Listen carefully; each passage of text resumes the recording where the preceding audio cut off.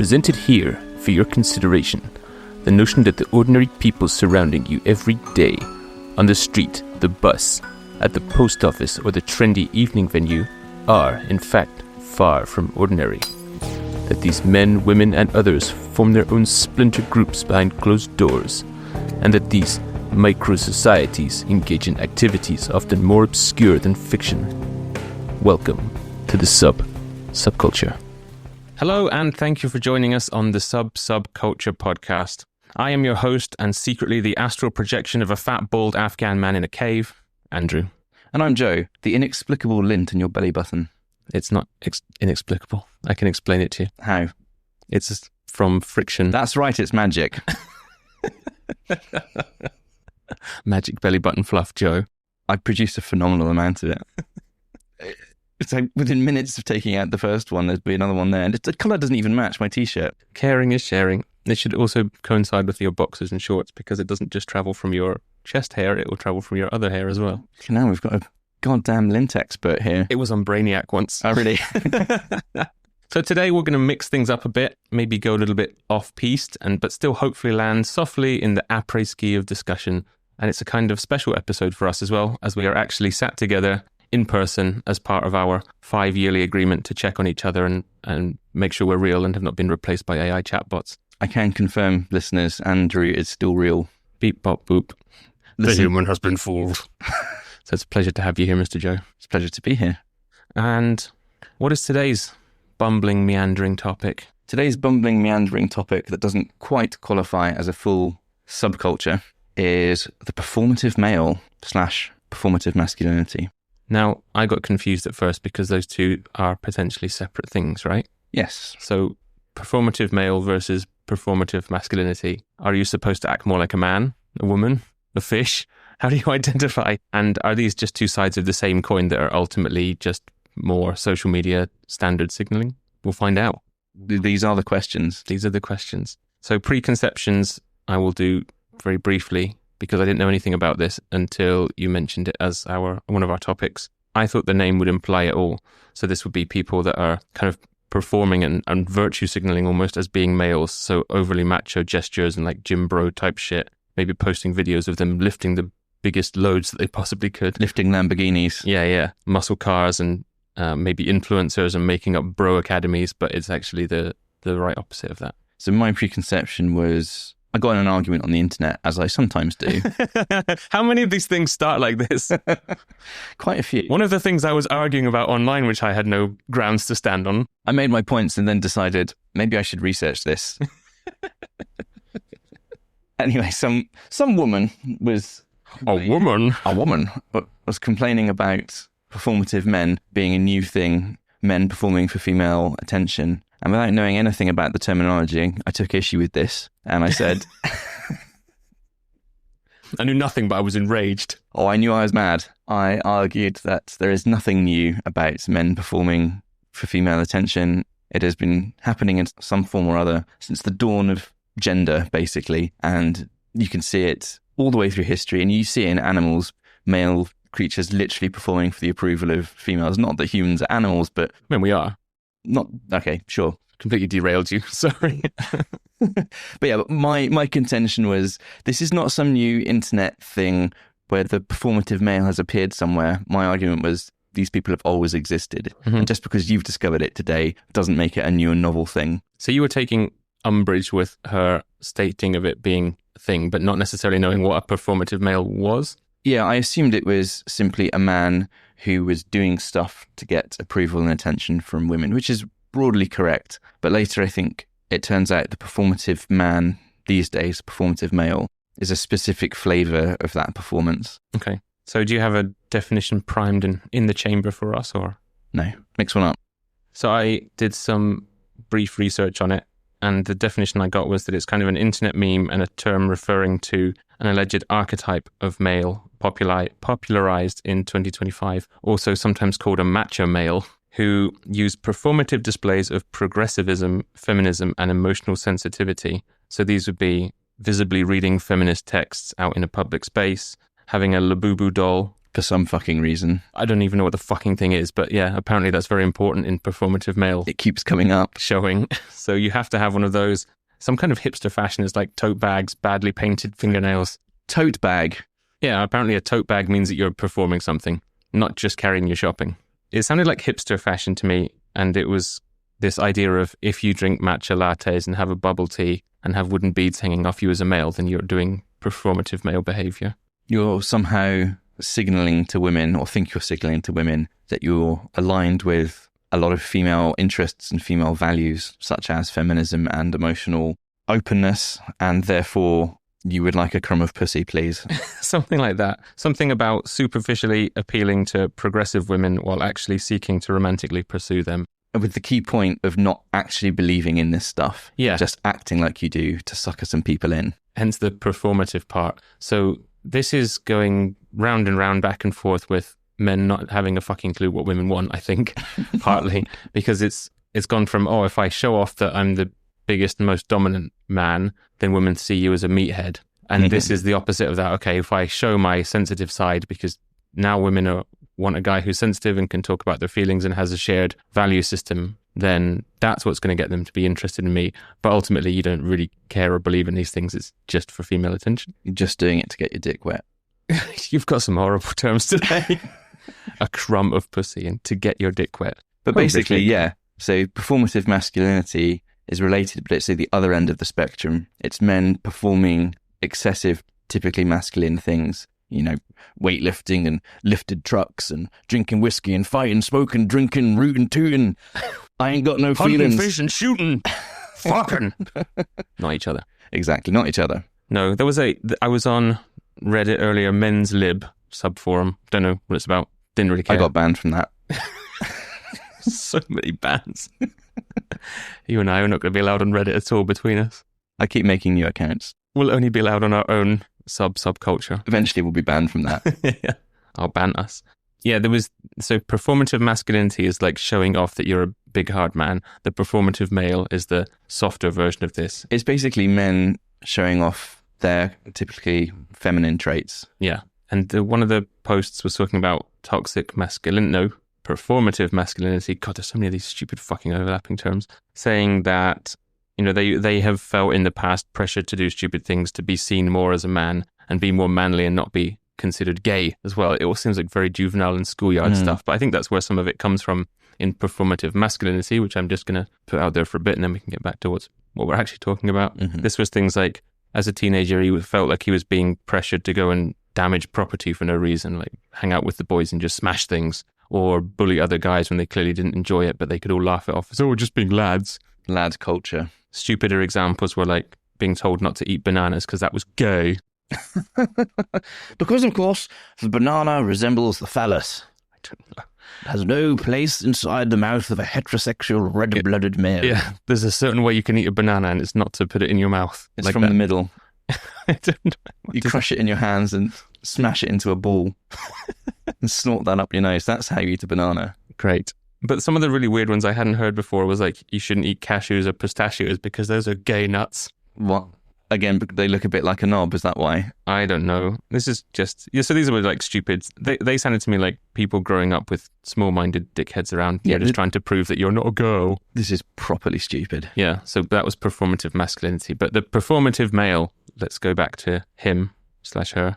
I don't know how we're supposed to identify them. One more thing on performative masculinity is you see in rugby teams, you know, men's men, lads, not gay at all, even though they spend hours rutting around with other naked men in the mud, and it can go so over the top that they're performing how heterosexual they are that they end up doing quite a lot of quote-unquote gay shit. It's the stuff that they do off the rugby pitch, which is what makes me question their sexual orientation. It's not just the scrums and the position that you're in is holding your friend's balls or something like that, reaching between his legs in a scrum, but it's the rugby lad bonding sessions that they do all the what I would consider pretty gay stuff. It's like a prison or some shit. Yeah, it's like a prison hazing. So doing shots out of each other's bum holes. Yeah, stuff like that. That's not gay. Eating a banana from between your mate's butt cheeks, that kind of thing. I think it's trying to show that they're so secure in their heterosexual identity that doing more gay stuff really doesn't faze them. Yeah, they seem to like being naked around each other a lot. I did ask someone who I know who was a rugger lad in his younger days, like, what the hell, because this does just sound mega gay, although you're all claiming you're not, but then you're also like putting parts of each other in each other. He was saying it was more about almost the shared degradation. Once you'd seen someone at their lowest and do the worst horrible shit, then you were kind of bonded as a team and you had a bit more of a brothership. Is that a word? Brotherhood, maybe? That's probably a better word. And therefore you kind of trusted each other and you played better as a team because ultimately it didn't matter. And it knocked everyone down to the same level. Mm-hmm. And there wasn't as much of a kind of, oh, he's better than you on the field. And no one's trying to preserve their dignity. You're all coming up from zero. It all just sounded like excusing fucking weird behaviour to me. So I just went, all right, okay. Not that there's anything wrong with, obviously, homosexual, gay behaviour, but it's curious in this context that that's what they...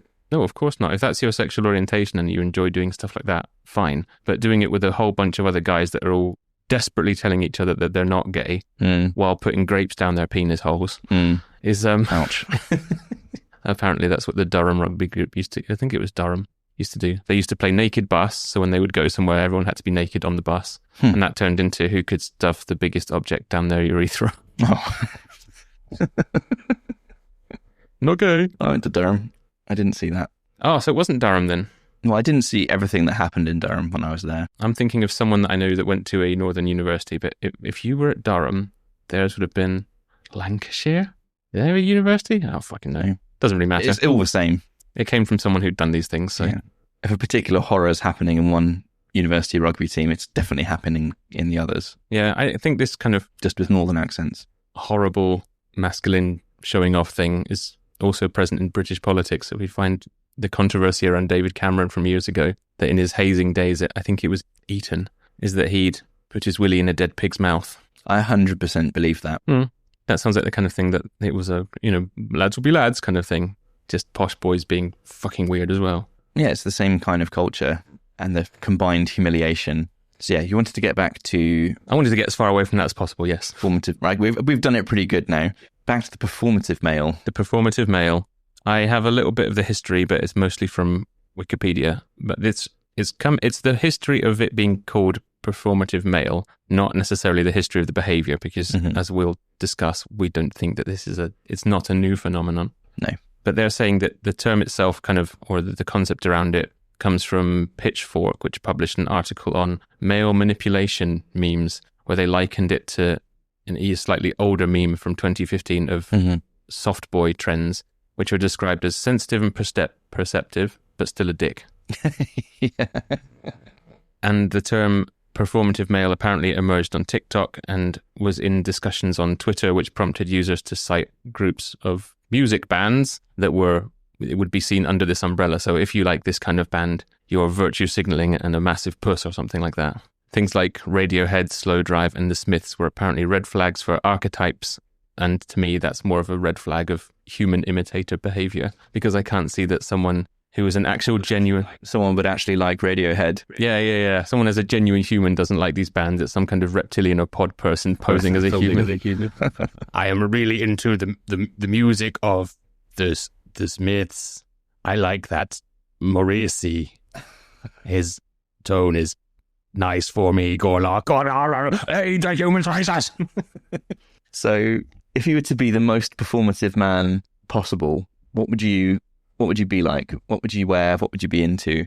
You got a fairly good description of it earlier on that had a lot of the visual cues. So I think your typical performative man you'll find out in Shoreditch, somewhere in London or Camden, who is wearing this kind of coded uniform. But my girlfriend's example is more of a hippie type that you find in a conscious community. A kind of flavour of performative male. Yeah, so rather than just like a generic urban hipsterish kind, this is I'm an enlightened spiritual kind. And here's what she said about it. In, quote, conscious communities, or more generally the spirituality / yoga / meditation space, you can find them at kirtan chanting workshops, drumming circles, and gong baths, whatever the fuck that is, wearing white linen shirts, wooden bead necklaces, the man bun with a shaved bit at the back, speaking with one hand on their chest a lot, paying lip service to spirituality, genuine connection, etc., etc. Many of them use a particular tone of voice, soft and deep, make you think they're really emotionally available. They know all the lingo and can talk about feelings. Conscious communities often come with polyamory, and these guys are all over it. They make it sound like they're so enlightened that they've broken free of the chains of monogamy and that their love is to be shared around. He's a, quote, free spirit. What they really get out of it is as much sex as they want without any of the responsibility to one person. I've got a sort of description from deedsmag.com, which I think plays into some of this. And it says, to paint a hazy portrait of this kind of male, he never passes up an opportunity to wax lyrical about women's rights. Tote bags decorated with sprightly coloured labubus, t-shirts with text like "The future is female," and feminist texts, think Sally Rooney's "Normal Peace People" or Melissa Febo's "Girlhood," are core elements of his wardrobe, deployed loudly to signal his progressive leanings.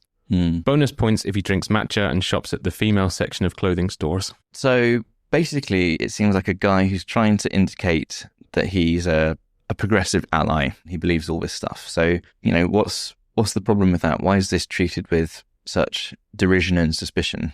I think what's really stood out, and I wrote it down while you were talking through that, is paying lip service to, in her example, spirituality. But it is all just, it's camouflage, you know. It is a costume that they're putting on to insert themselves into these progressive female circles in the hopes of... insert themselves into these progressive females... circles. If we just change where the abbreviation is, it changes the whole meaning of the sentence, but not how these guys behave, apparently. Yeah, I think apparently that's the aim of the performative male. And the insidious part is the assumption that they don't actually mean any of these things that they say or do. It is just a trope to get into someone's pants. Yeah, which men have been doing for eons. Yeah. Saying what they think they need to say in order to get into someone's underwear. There was a quote from Rachel Connolly's Guardian essay about the point she was making was that kind of all gender is performative to an extent. So labeling someone that dresses in this particular way, whether they believe it or not, is just the same kind of thing. As you said, you know, people have been using clothing or the way they act or behave publicly to display their prowess in a certain way for all the years possible.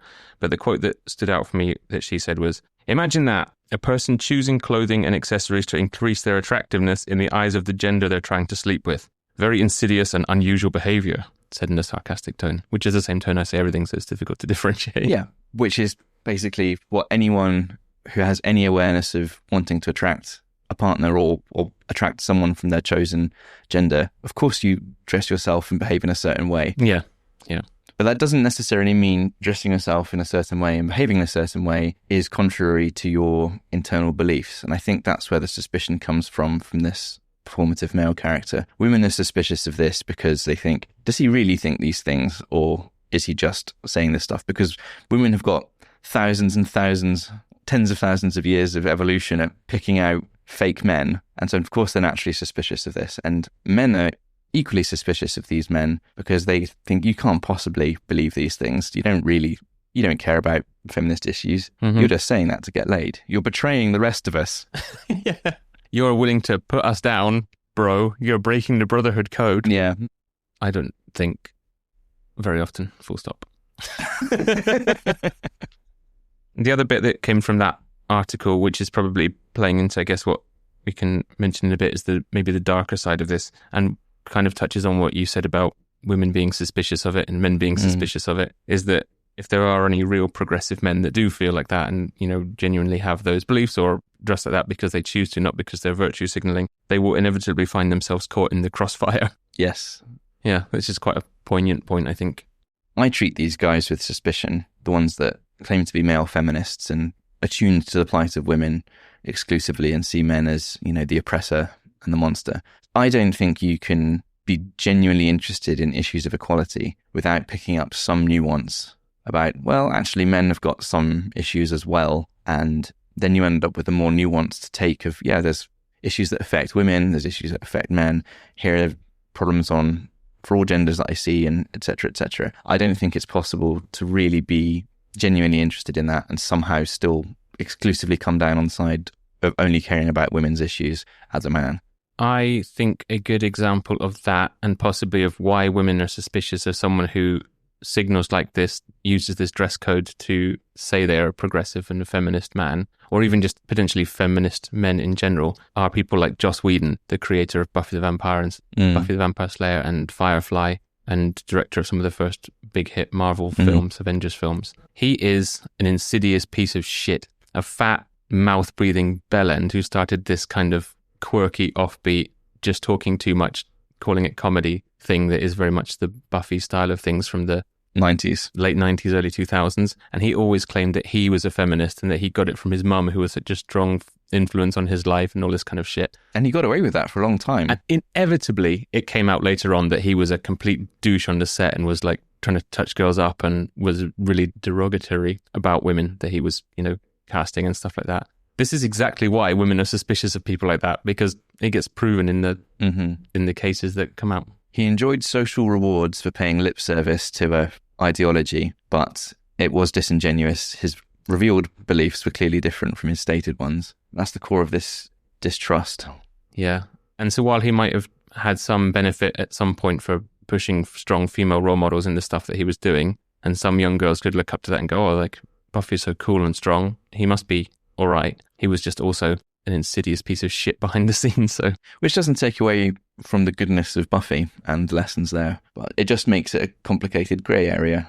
It does, and it just means that while the product might have been right, that it does really seem like wearing that label is completely a mask, and the ones that you think are the example of it actually just go the other way, and they're proving that it is a smokescreen for bad behaviour or for a different set of agendas. Yeah, I think something that we haven't really mentioned this yet, but we all like authenticity, and that means people's signalled virtues, their stated virtues, align with their revealed beliefs and their revealed values. And that's like a nice, coherent progression.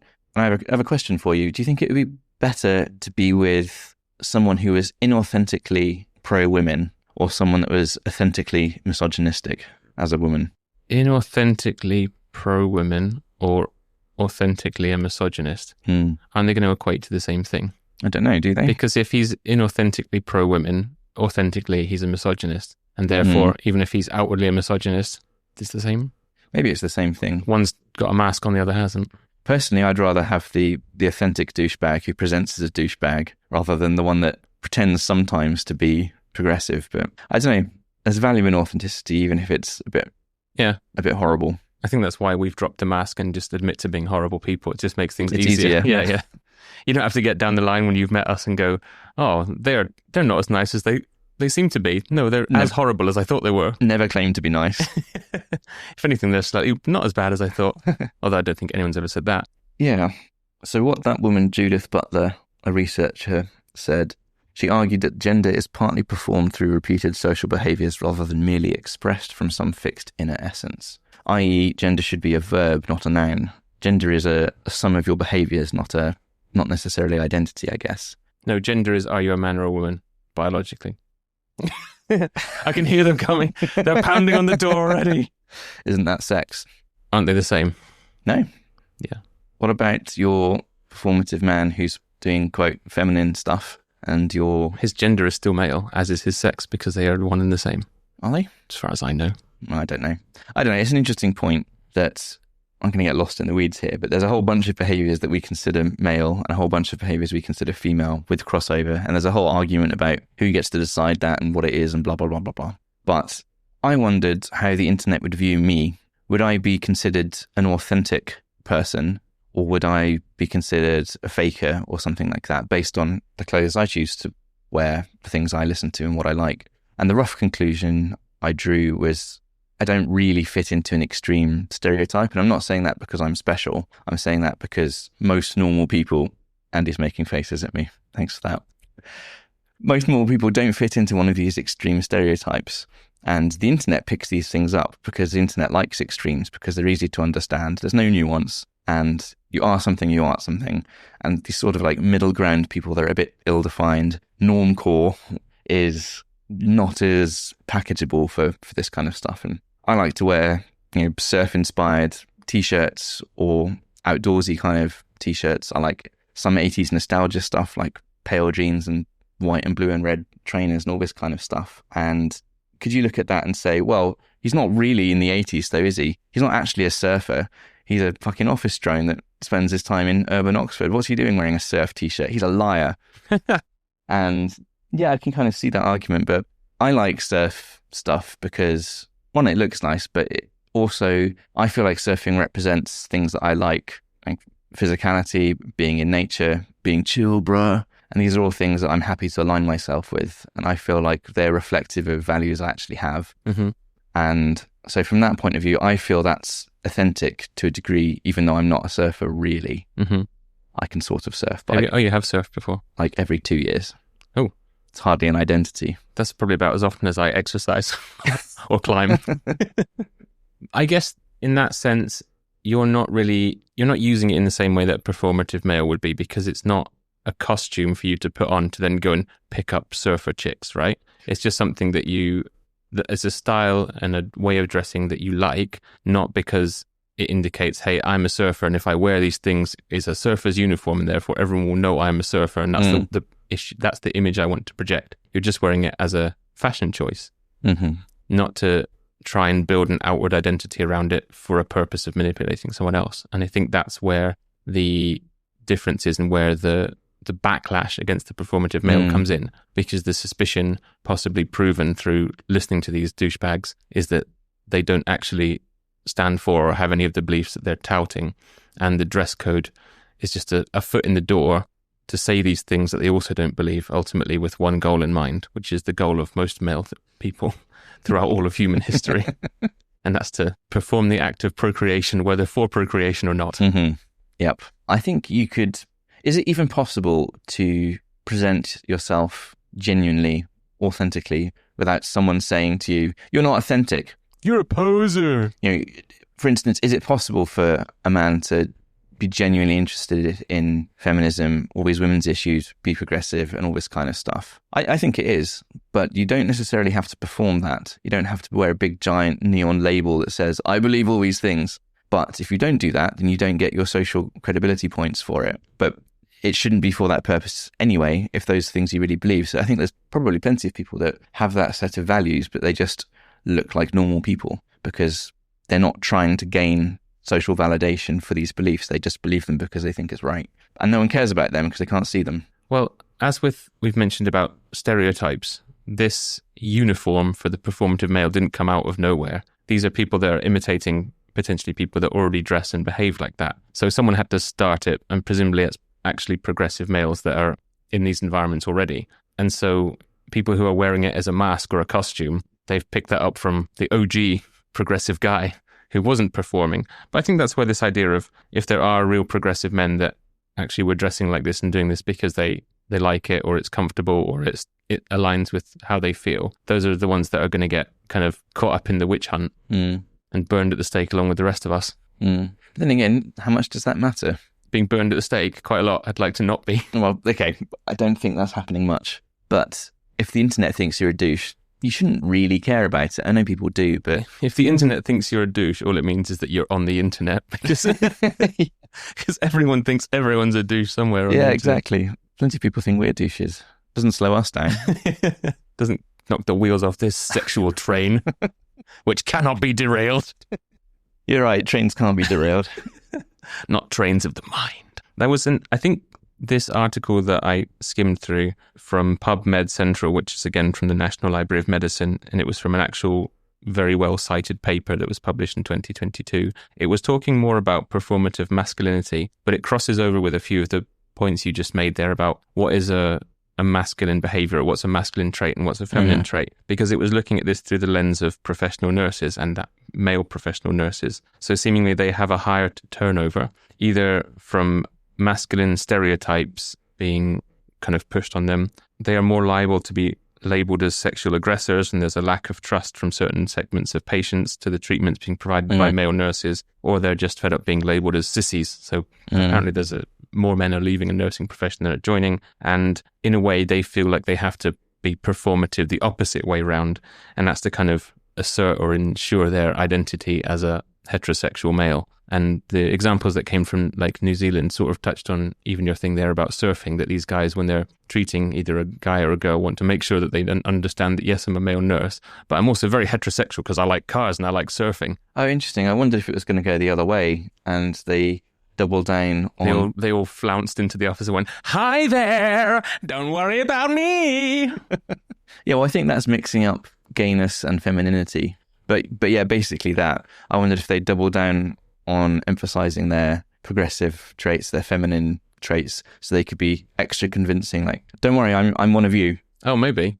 I didn't find that. They think the ones that they were talking about was probably about more the masculinity side of it. The examples they were given from Sweden were saying that actually they established their masculinity through like their physical strength and their body work, because you can actually lift someone out of their bed or out of their sponge bath or whatever. But yeah, maybe there's a case to be made for the progressive male is necessary in something like nursing, where you want those feminine traits to come out because you're in a perceived feminine job. Although it's kind of sad that our society says, even though you're medically treating someone, unless you're a doctor, you're not a real man.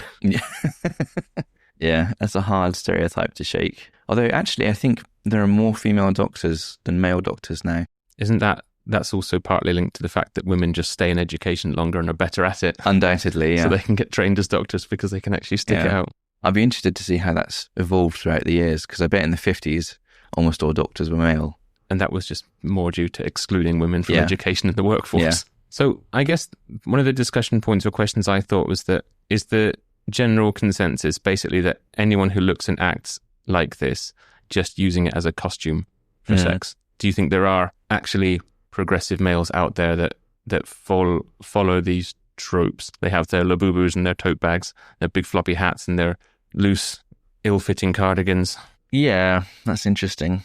I said before that I was highly suspicious of men who only seem to care about women's issues and deny the existence of any men's one, because I think you can't seriously have looked into this and not concluded that there are gender-unique problems for both genders, for all genders. But at the same time, people are stupid, and so much boils down to that. And they might be doing their best, and someone is just feeding them some beliefs, and they're like, yeah, okay, yeah, right, yeah, I believe this. And there might genuinely be no artifice to it, no fakery, and they just haven't really thought through the whole issues themselves. It's too much to expect people to think through every part of an issue and every angle. So there's probably men who believe this, who are trying their best to come to conclusions without thinking, how's this going to affect my sexual market value? Or how do I outwardly show that opinion? You know, I've actually sided with feminism, and I've read this book, and I think they're probably right in that women have a much harder time in society, or whatever the core tenet of your progressive views might be. Do they then go, now how do I make sure that that's branded across my outward appearance so people know I have that view? And that's probably where it starts to become the part that people don't trust, is when you really have to, that's virtue signaling, what I've described, right? You have some virtues, whether you believe them or not, and you just really feel compelled that you have to make sure the world knows it as soon as they see you. We're only arguing about the people that we can visibly see are signaling these things, because it takes time to understand someone's beliefs, and that's very boring, having to talk to someone and listen to them. We don't want to do that. I want to look at them and I want to make assumptions about them. Especially in this short attention span, always scrolling, like you said, social media culture, where extremes are what's pushed, and that's what people can understand and what people can latch onto and see within a 10-second clip or a reel. No one's interested in a normie. At least not when you're viewing it through the lens of social media. Yeah, at least not when you're devoid of any kind of critical thinking, because it's easy just to consume and switch your brain off. What you're saying about value signaling, virtue signaling, which I suppose is the same thing. I think some of this is simply wanting to belong to a group. And you've got to say and do certain things to be in the in-group, and you're performing these virtues and these values without really fundamentally thinking through what they mean, because you just want to belong to a group. There's nothing, I don't think it's particularly wrong to want to belong to a group. Most of us are hardwired to want to belong to some kind of group. But I do wish people would try and think for themselves a bit better. But again, that's asking a lot of people. And that comes down to our usual point of, please just, if you take anything away from this podcast, it's us screaming, just think for yourself. You don't have to follow along with dressing or acting in a certain way just because you aligned or something someone said resonated with you doesn't mean you have to buy into the whole package. Yeah. Listen to us. Think for yourself. Unless thinking for yourself means not listening to us, in which case, obey my dog. In which case, pipe down. Yes, the last thing I want to mention, or the last discussion point I have for this is, does it work? Does it work? Does being a performative male work for their end goal of having sex with women? Yeah. I have no way of knowing that. I don't really either. So I went to my girlfriend and consulted her as the spokesperson for all women. Yeah. You've been selected as the representative for womankind. Kudos, now. Answer all these questions. Spokeswoman. And I think basically it does work to a degree. I think it certainly arouses curiosity in progressive women. And she said particularly if they've had previous relationships with men who are completely emotionally shut off or stunted or repressed, who didn't want to talk about their feelings, didn't want to validate your feelings. It's kind of refreshing to come across a man who is seemingly different and allows you to operate in an emotional dimension which previous ones did not. However, as she said, you've got to spend some time figuring out what their game is. Whether it's genuine or not. Yeah, and she mentioned this guy who was always going on about, what a free spirit he was and how she should sleep with him in order to get over some other guy. And I think, I wonder if perhaps you have ulterior motives here, friend. I wonder. Perhaps. So yeah, I think it can certainly create a degree of interest from a kind of woman. But my own personal suspicion is probably, two things. One, in the long run, you have to back up virtue signaling with your personality, your charisma, your competence, whether you're a good person, whether you're fun to be around, whether you're kind, you're funny. It's a multi-dimensional thing. You might get a foot in the door by being like, look at me, I'm different.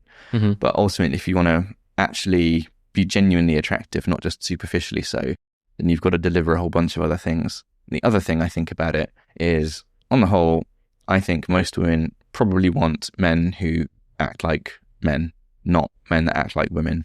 I wonder if the foot in the door thing is the important part, and that's all the performative ones are really getting for. It's an angle to make an introduction, if nothing else. Because like any lie, you get found out sooner or later on a long enough timeline, surely.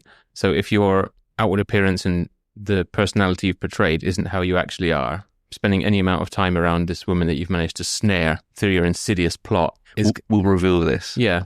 And possibly the kind of woman who's looking for a progressive man, or at least on a surface level, that might fall for this costume, is someone who has had the opposite in the past, or has only met men who were a bit kind of macho or a bit of a dick, or they haven't really met someone like that before. So it's only really there's no good end game to pretending to be like that, because if it's not how you are genuinely, or unless your aim is just to have a whole bunch of sex with a whole bunch of women, and you can ride out that beginning introductory period whilst they think you're great. Yeah, smash as much as you can before the lie comes crashing down. Maybe that's what some of them are after. I don't know, but you can't really speak for all people that are using this as an introduction as a monolith either. They will all have slightly different aims. Mm-hmm. But if it is just a ploy for sex, then maybe they do get away with it.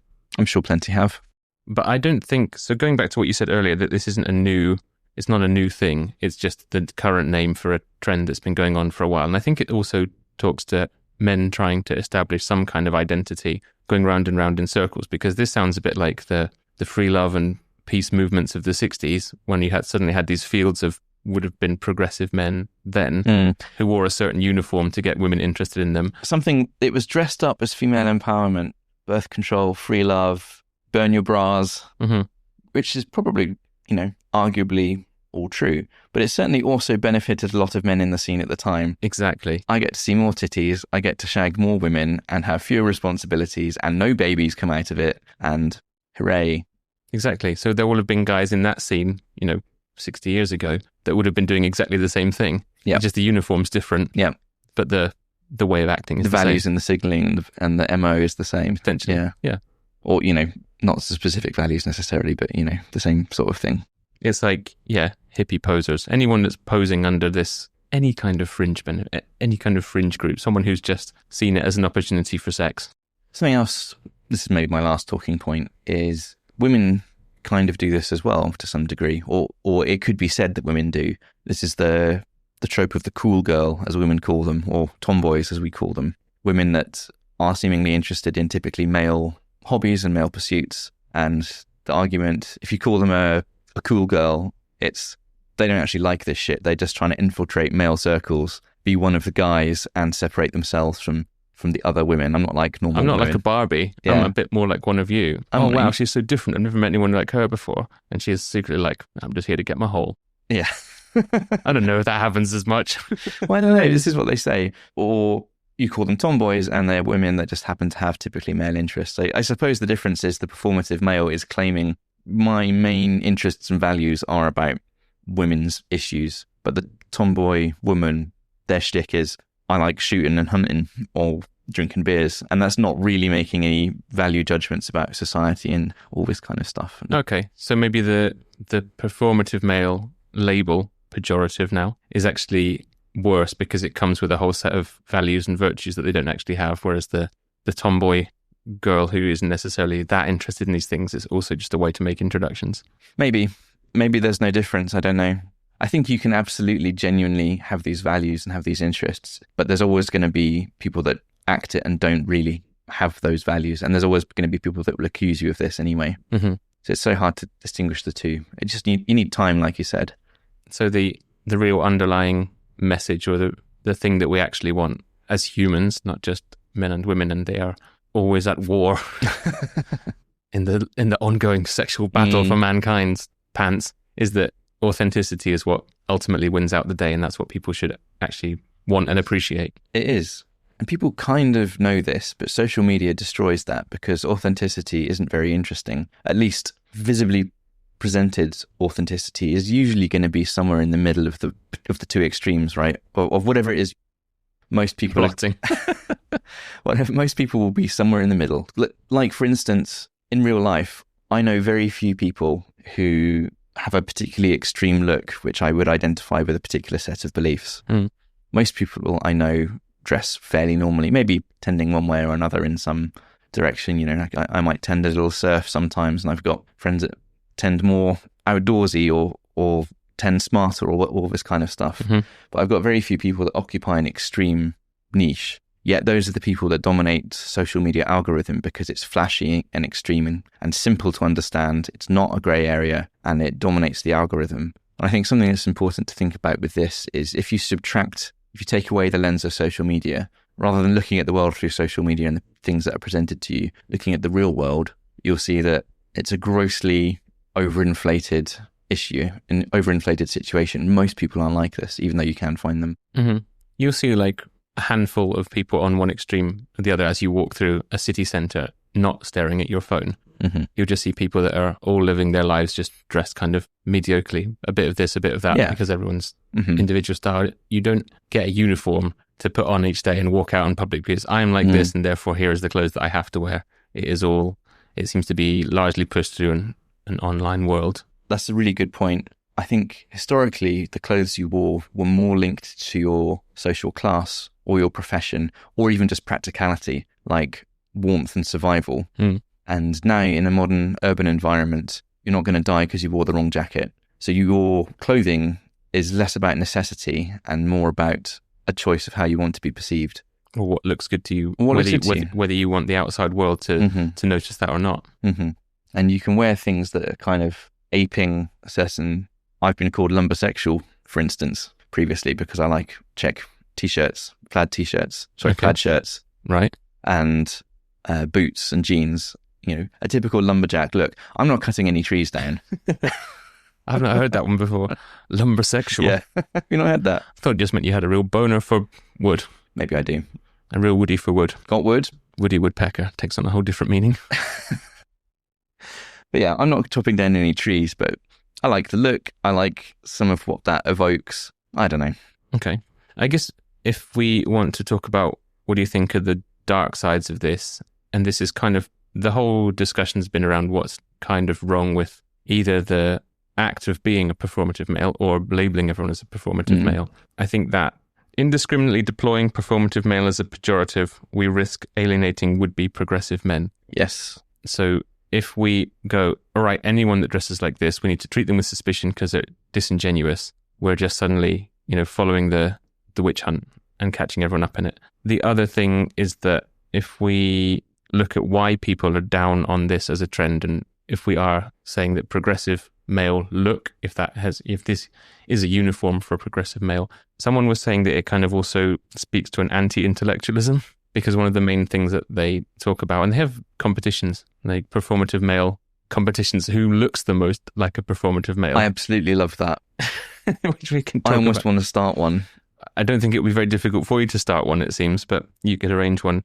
But they're saying that the fact that they're reading a book outside in a park is seen as like, oh, they're just virtue signaling because they've got a book out in public, or it's an actual No real book. man wants to read a book. No real human does that.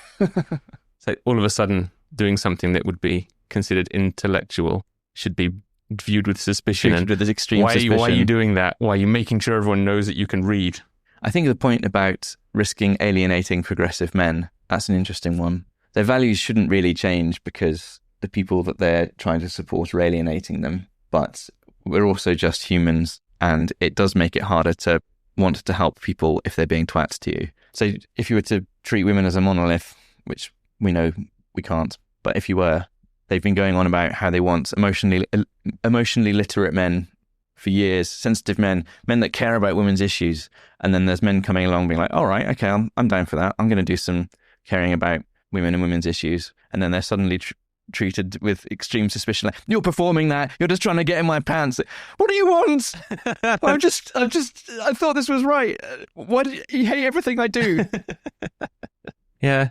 I mean, it sounds like all this attention and fear of it is the perceived dark side, really. And you're right. It seems like no one can win. It's always going to be seen as just someone trying to sleep with you. If you listen to the kind of echo chamber of the internet, which has latched onto this look and this thing, and now it's suddenly to be vilified. And that's probably also one of the dark sides that comes up more often than not when we're talking about any internet or social media influenced subculture, if this counts as a subculture, in that it pushes people, it polarizes people's views, because it says the guys that dress like this are performative males and you should view them with suspicion. And then it gets into your algorithm, and then you see more of it, and there you become more suspicious of those people. So if you do see them out in public, you start to then echo those phrases and make a little reel of you going, oh, look at this douchebag. Well, I found one out in the wild. And all we're really doing is shoving people down to extremes one way or the other because it's interesting for views. And it just kind of also pushes this view of men and women as monoliths when you go, women used to want macho men, but now they want sensitive men, but now they don't trust sensitive men, and now they want a man who actually behaves like a man. Why can't men be more like men? I think the solution is to ignore what women want and do your own thing. I think the best view would be to stop going, I can define what women want, and find another human who happens to be a woman that you like and do what they want.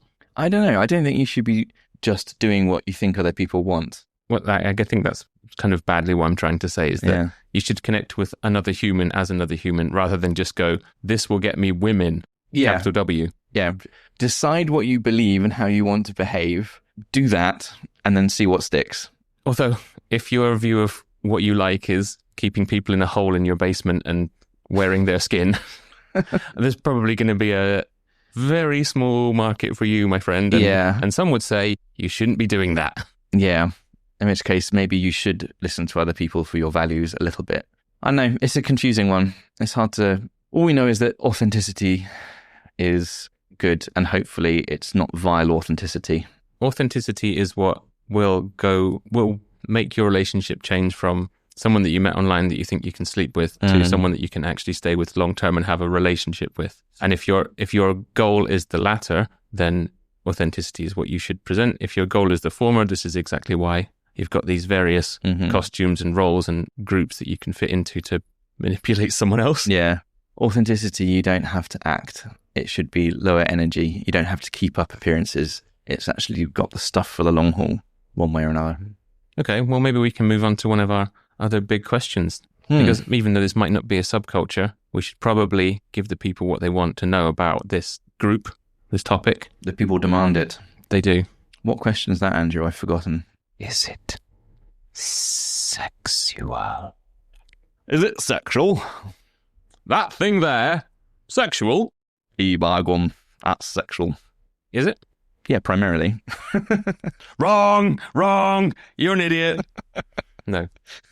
This is where we've said the difference in some of the other stuff as well. it's sexually motivated, if the haters online are correct, and that these people are doing it for the attention of the opposite gender. However, the thing itself, I don't think is sexual. It's not a directly erotic thing. Yeah. It's acting like a performative man isn't providing immediate sexual gratification for anyone. Yeah, I mean, I'm sure it's someone's kink because everything is. Sooner or later, yeah. But I don't think anyone's jizzing over chinos and a baggy cardigan. I agree. Yeah, I think this is a indirectly sexually motivated subculture. It's like beating your spouse to death with a heavy object because they won't sleep with you. It's sexually motivated as a crime, but the act itself is not sexual. One hopes. That was a dark comparison. What a chilling comparison. Mine went immediately there. Yeah. You want to try that again with something that's a bit more presentable? Or... Nope. All right. No. Performative men are like beating your spouse to death. I don't think there's much more to add on the sexuality part of it. Well, maybe a little bit, actually. Can be said that these softer feminine men might arouse the non-sexual interest of a woman. Oh. And the performative masculinity guys, the lifted truck, roided up alpha dudes might arouse a sexual response, but they both lack a long-term viability. You think there's a segment of the female population and the male population out there that are seeing someone bench more than anyone's ever benched before and actually wetting their gussets over it? Yeah, definitely. Absolutely. Why am I coming up with such horrible phrases today? Visceral. I'm sorry, Mum. It's all right, she doesn't listen, she doesn't care. No, she's got no ears, I cut them off. You're going completely rogue. Get this man I don't know, nicotine or something.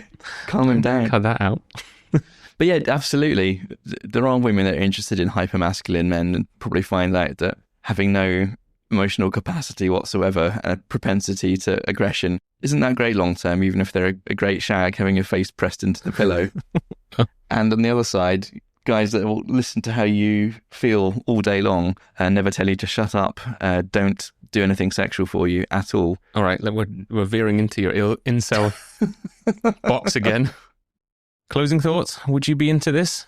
No, I find it difficult to perform sexually.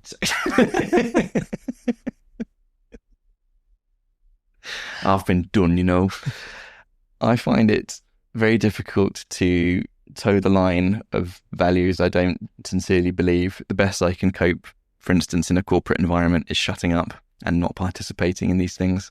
And I've found that I feel like my own particular brand of masculinity or gender or whatever I present to the world, I like to think I'm somewhere in the middle. I've got, quote, some feminine traits around emotional intelligence, and I like to think I've got some, quote, masculine traits such as, I don't know, stoicism, and I try to be physically in shape in these things. Mm-hmm.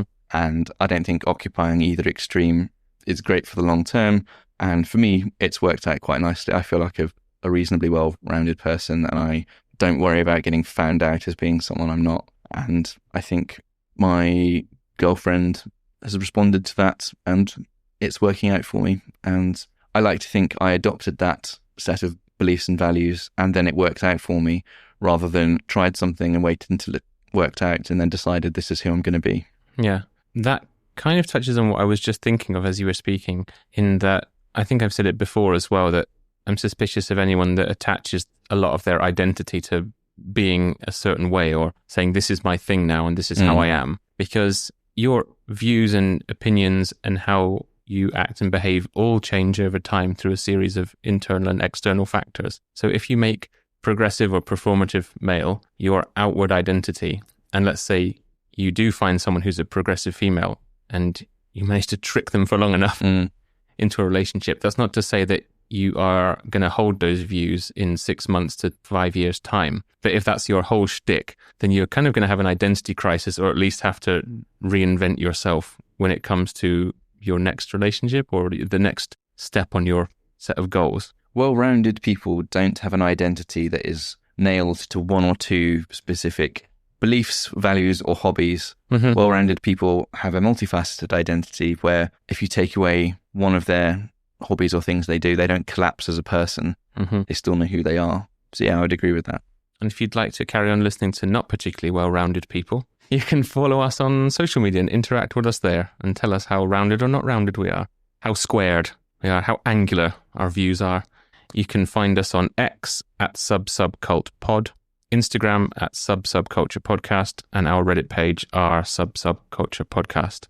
So leave us comments or your suggestions for topics or subtopics or side quests. And if we mention them, we'll say, that was you. You did this. You did this to the world. You inflicted our views on people. And you'll enjoy unprecedented fame. Amongst the 3 people who hear this. Sorry, you'll enjoy precedented fame. Yes. That's what I mean. Or specific topic, relevant mission for you. If you're a progressive male and you feel like you've been pigeonholed by performative males, let us know your plight. Maybe we can revisit this. Sounds good. It's been a pleasure, Andrew. It's been a pleasure seeing your actual physical non-AI face. Okay, no, change that. He just pulled a horrific face.